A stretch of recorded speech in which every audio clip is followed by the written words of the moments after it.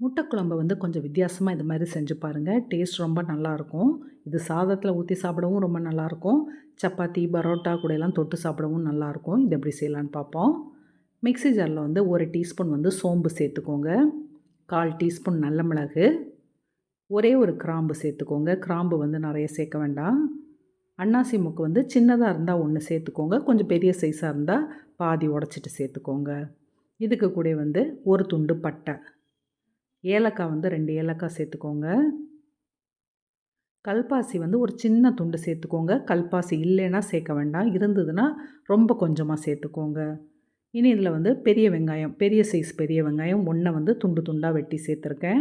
வெங்காயம் வந்து நீங்க 1க்கு மேல சேர்க்க வேண்டாம். 3 பல்லு பூண்டு, ஒரு சின்ன துண்டு இஞ்சி சேர்த்துடலாம். இனி இதில வந்து நல்ல பழுத்த தக்காளியா வந்து 2 இல்லைன்னா 3 புளிப்பு டேஸ்ட்டுக்கு தகுந்தபடி சேர்த்துக்கோங்க.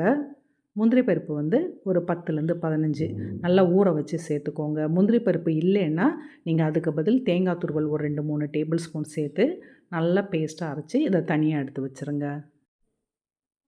இப்போ வந்து குழம்பு செய்ய ஆரம்பிச்சிடலாம். ஒரு பேன்ல வந்து கொஞ்சமா எண்ணெய் சேர்த்துக்கோங்க.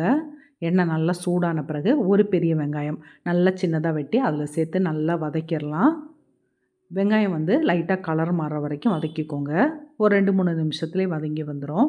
இந்த டைமில் நம்ம அரைச்சு வச்சுருந்தோம் பார்த்தீங்களா, அந்த பேஸ்ட்டு சேர்த்துடலாம். தண்ணி எதுவுமே சேர்க்க வேண்டாம். இந்த பேஸ்ட்டை வந்து இந்த வெங்காயத்து கூடயே போட்டு ஒரு 5 நிமிஷம் வதக்கிருங்க. இந்த கொஞ்சம் பச்சை வாசனையெல்லாம் போகணும். ஒரு 5 நிமிஷம் வதக்குனாலே போதும். இப்போ இதை மாதிரி நல்லா கொஞ்சம் சுருண்டு வரும். அந்த அளவுக்கு வதக்கிக்கோங்க. இந்த டைமில் வந்து இதில் வந்து பொடியெல்லாம் சேர்த்துடலாம். இதில் வந்து 1/4 டீஸ்பூன் மஞ்சப்பொடி சேர்த்துக்கோங்க. 1 டீஸ்பூன் மல்லிப்பொடி, மிளகாத்தூள் வந்து காரத்துக்கு தகுந்தபடி சேர்த்துக்கோங்க. நான் 1 டீஸ்பூன் சேர்த்துருக்கேன். உப்பு தேவையான அளவு சேர்த்துட்டு, இந்த பொடி வாசனை போக ஒரு 2, 3 நிமிஷம் நல்லா வதக்கி விட்டுறலாம். பொடி வாசனையெல்லாம் போன பிறகு தண்ணி சேர்க்கணும்.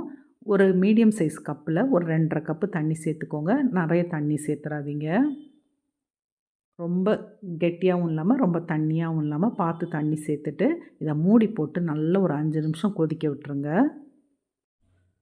5 நிமிஷம் ஆன பிறகு மூடி எடுத்துடலாம். இப்போ குழம்பு நல்லா கொதிச்சு எண்ணெயெல்லாம் பிரிஞ்சு வர ஆரம்பிச்சிட்டுது.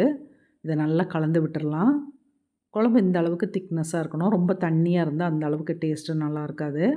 ஏற்கனவே நான் ஒரு 6 முட்டைய நல்லா வேக வச்சு தோலெல்லாம் எடுத்துட்டு, லைட்டா அங்கங்க கீறி வச்சுருந்தேன். முட்டைய நல்லா கீறிட்டு சேர்த்துக்கோங்க. அப்போ தான் மசாலா வந்து உள்ளே பிடிக்கும். இப்போ முட்டையெல்லாம் அதில் சேர்த்துடலாம். முட்டைய சேர்த்து லைட்டா கலந்து விட்டுட்டு, சிம்மில் வச்சு ஒரு 5 நிமிஷம் அப்படியே கொதிக்க விட்டுறலாம். அப்போ தான் வந்து மசாலா வந்து முட்டைக்குள்ளே பிடிக்கும்.